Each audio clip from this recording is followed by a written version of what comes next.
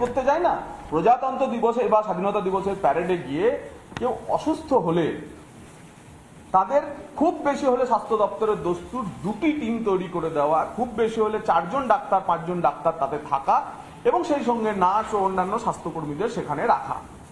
এখানে দেখুন ঠিক 3 জন 4 জন ডাক্তারের কথাই 8 তারিখের যে আদেশনামা তাতে ছিল। কিন্তু এই যে 6 তারিখের আদেশনামা, সেই 6 তারিখের আদেশনামায় 34 জন ডাক্তারের নাম লেখা হয়েছে। যে 34 জন ডাক্তার নাকি লাগবে স্বাধীনতা দিবসের প্যারেডে কেউ অসুস্থ হলে তাদের চিকিৎসা করার জন্য। আমাদের প্রশ্ন নম্বর 2, এমন কি ঘটনা ঘটেছিল, কতজন এর আগে রিহার্সাল, যে ফাইনাল রিহার্সাল প্যারেডের আগে অসুস্থ হয়ে পড়েছিলেন প্রজাতন্ত্র দিবসের প্যারেডে গিয়ে, যে 34 জন ডাক্তারকে একটি আদেশনামা দিয়ে সেখানে লাগাতে হলো। তৃতীয় প্রশ্ন, সাধারণত স্বাধীনতা দিবস বা প্রজাতন্ত্র দিবসের রেড রোডের প্যারেডে কলকাতার মেডিকেল কলেজ হসপিটালগুলি থেকেই চিকিৎসকদের নেওয়া হয়। যেমন 8 তারিখের যে নির্দেশনামা তাতে দেখা যাচ্ছে সবই ডাক্তারেরা কলকাতা এবং কলকাতার আশেপাশের হসপিটালগুলি থেকে। এখানে আমরা দেখছি 6 তারিখের যে আদেশনামা, যে গ্যাং অফ ওয়াসিপুরের মতো গ্যাং অফ সন্দীপ ঘোষ, সেই গ্যাং অফ সন্দীপপুরের রেড রোডের প্যারেডে যারা প্রজাতন্ত্র দিবসের কুচকাওয়াজে অংশগ্রহণ করছেন তাদের চিকিৎসা সহায়তা দেওয়ার জন্য কলকাতা নয়, North Bengal Medical College, Coochbehar Medical College, Bardhaman Medical College, Malda Medical College, Midnapore Medical College, Murshidabad Medical College থেকেও ডাক্তার আনতে হয়েছিল। শুধু তাই নয়, বর্ধমান এবং কোচবিহার জেলার কতগুলি প্রাথমিক স্বাস্থ্য কেন্দ্রে যে চিকিৎসারত চিকিৎসক, প্রাথমিক স্বাস্থ্য কেন্দ্র থেকেও চিকিৎসক তুলে নিয়ে এসে প্যারেডে অংশগ্রহণ করাতে হয়েছিল। কেন? তৃতীয় প্রশ্ন, সাধারণত এই যে ডাক্তার, যেহেতু রেড রোডের সবচেয়ে নিকটবর্তী স্থান হচ্ছে এসএসকেএম হাসপাতাল, তাই সমস্ত চিকিৎসকদের বরাবরের নিয়ম হচ্ছে, বা এটাই স্বাস্থ্য দপ্তর মেনে চলে, এসএসকেএম হাসপাতালে রিপোর্ট করতে বলে তারপরে তাদের রেড রোডে পাঠানো হয়। আসল অর্ডারটিতে এসএসকেএমই লেখা ছিল। এখানে হঠাৎ করে কিভাবে আরজিকর হাসপাতালে রিপোর্ট করতে বলা হলো? সম্ভবত কলকাতা শহরের সবচেয়ে রেড রোড থেকে সবচেয়ে দূরবর্তী মেডিকেল কলেজ হলো আরজিকর। ন্যাশনাল মেডিকেল ছিল, মেডিকেল কলেজ ছিল, এসএসকেএম ছিল, এখানে কোথাও বলা হলো না। বলা হলো আরজিকের মেডিকেল কলেজে রিপোর্ট করবে, সেখান থেকে এসএসকেএম যাবে, তারপর সেখান থেকে রেড রোডের ওই ক্রসিং এ যাবে। এবং অদ্ভুতভাবে যেদিন আরজিকরের ওই ডাক্তার বোনটির উপর এই পাশবিক অত্যাচারের পর তার খুন হচ্ছে, সেদিন সন্ধ্যাবেলায় কেন 5:30টার সময়, তাদের সকালবেলায় 5:30টার সময় রিপোর্ট করতে বলা হলো? বাকি সব দিন 7:30টা, শুধু 9 তারিখে এই 34 জন ডাক্তারকে বলা হলো যে আপনারা সকাল 5:30টার সময় আরজিকর হাসপাতালে রিপোর্ট করুন। স্বাস্থ্য ভবনে ফাইল তৈরি হওয়ার পর কপি যখন কাউকে ফরওয়ার্ড করা হয়, তখন এই চিঠির কোনো মূল্য নেই যদি না তাকে মেমো নাম্বার পড়ে। কারণ ভবিষ্যতে এই চিঠি তো বারবার দেওয়া সম্ভব নয়, এই মেমো নাম্বারটি রেফার করে সরকারি কাগজপত্রের আদান প্রদান হয়। কোথায় সেই মেমো নাম্বার? কেন কোনো মেমো নাম্বার পড়েনি? আরো বড় প্রশ্ন, যে 34 জন ডাক্তারের কথা এখানে লেখা হয়েছে, সরকারি নিয়ম অনুযায়ী আমার নামে যদি কোনো সরকারি আদেশ বেরোয় তাহলে সেই আদেশের কপি সরকার আমাকেও জানাবে। সরকারি আদেশে আমরা দেখছি যে এই পাতার যে প্রথম 4 জন ডাক্তার তাদেরকে কপি সার্ভ করা হয়েছে, কিন্তু এই অ্যানেক্সের যে ওয়াসিপুর গ্যাংয়ের বা সন্দীপুর গ্যাংয়ের যে আরো 31 জন ডাক্তার, তাদের কাউকে কপি সার্ভ করা হয়নি। তাদের কাউকে কপি সার্ভ করা হয়নি। তাহলে তারা জানবে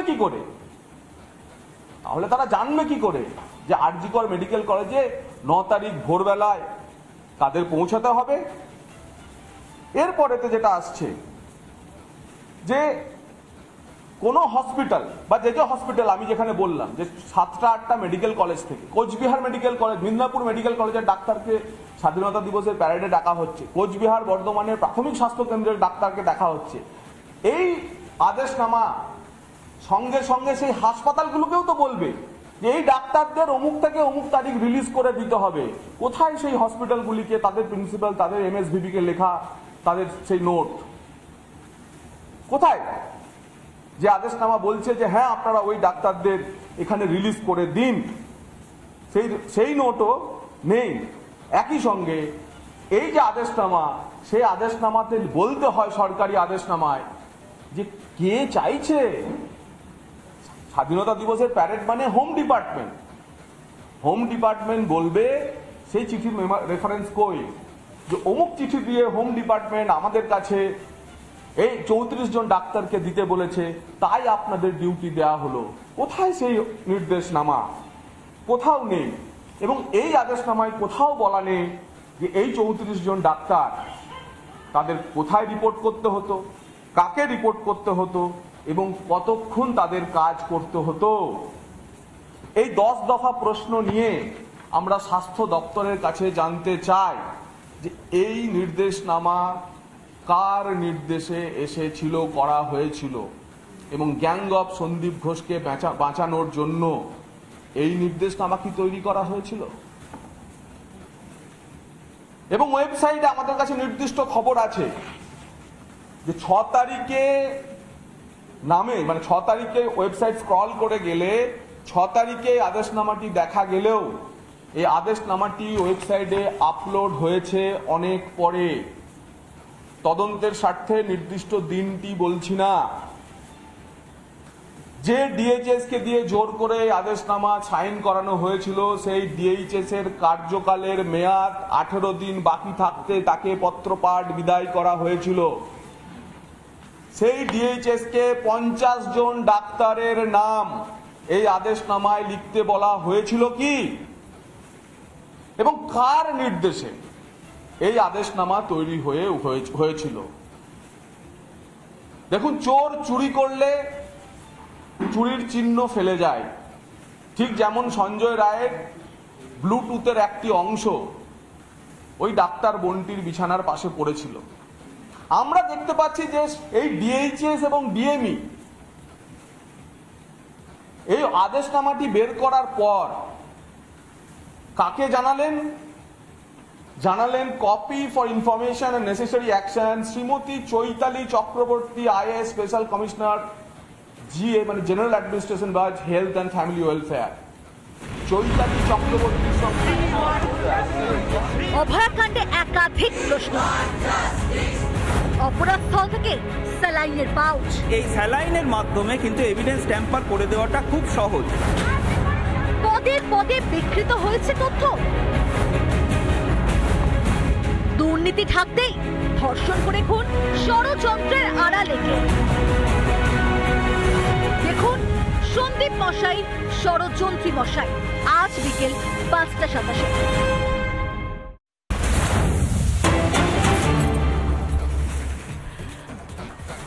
আর এই মুহূর্তে আমরা হুগলির হরিপালের দিকেই নজর রাখবো, যেখানে হরিপাল থানার সামনে বিক্ষোভ চলছে, বিজেপি বিধায়কের নেতৃত্বে প্রতিবাদ চলছে হরিপালের। সেখানে ছাত্রী শ্লোতাহানির অভিযোগ, গতকালই অর্ধনগ্ন অবস্থায় নাবালিকাকে উদ্ধার করে প্রতিবেশীর এবং তার পরবর্তী সময় পুলিশকে খবর দেওয়া হয়। সেই ঘটনার প্রতিবাদে সরব বিজেপি শিবির।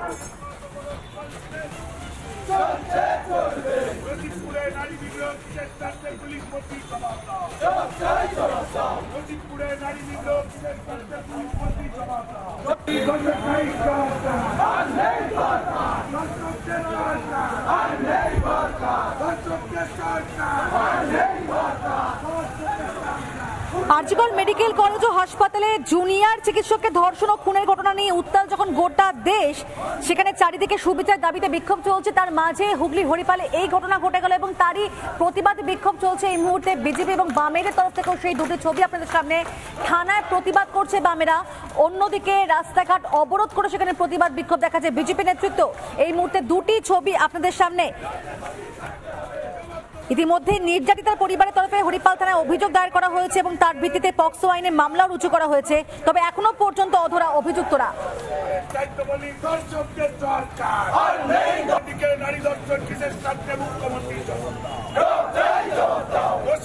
নারী নিগ্রহ কিসের স্বার্থে মুখ্যমন্ত্রী জবাব দাও। নারী নিগ্রহ কিসের স্বার্থে পুলিশ মন্ত্রী জবাব দাও। Justice for Nasipur! Justice for Archikar! Justice for Nasipur! দিকে নারী নিগ্রহ কিসের স্বার্থে পুলিশ মন্ত্রী জবাব দাও। এই জবাবের আমাদের কত বড় চলছে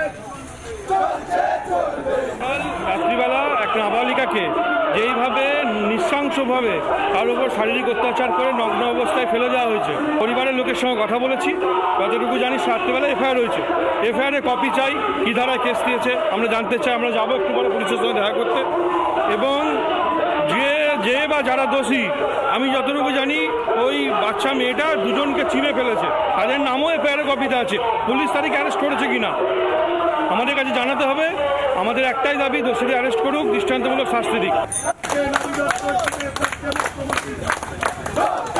দেখতে পাচ্ছেন সিঙ্গুরে সেখানেও বিজেপির প্রতিবাদ কর্মসূচি তারা পালন করছেন, সেই ছবি দেখতে পাচ্ছেন আপনারা। রাস্তা অবরোধ করে টায়ার জ্বালিয়ে বিক্ষোভ দেখাচ্ছেন তারা। হরিপালের ছাত্রীর সঙ্গে শ্লীলতাহানি হয়েছে এবং তারই অভিযোগ এভাবে প্রতিবাদ বিজেপির।